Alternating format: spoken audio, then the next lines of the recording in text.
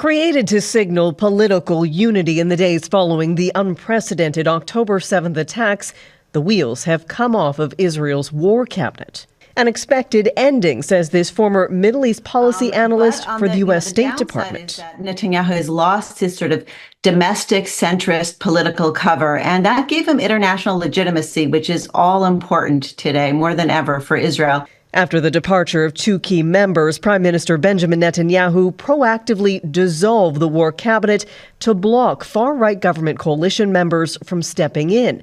But he remains exposed to pressure from them and Benny Gantz, who earlier this month called his own resignation regrettable, but fateful strategic decisions, he said, are met with hesitation and procrastination because of political considerations.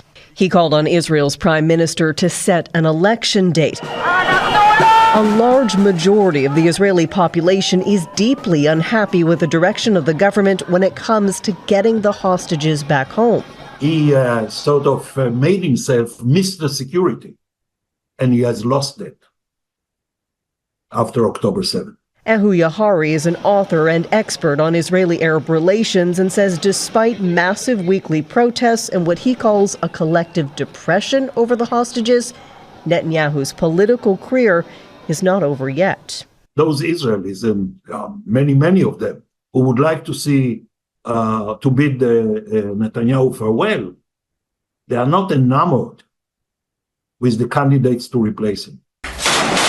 Yahari anticipates things will start turning around in the coming weeks when he says Israel's war on Hamas and Gaza will likely move to a third stage, with Israel Defense Forces focusing on counterinsurgency attacks instead of sweeping ground operations. Crystal Gamansing, Global News, London.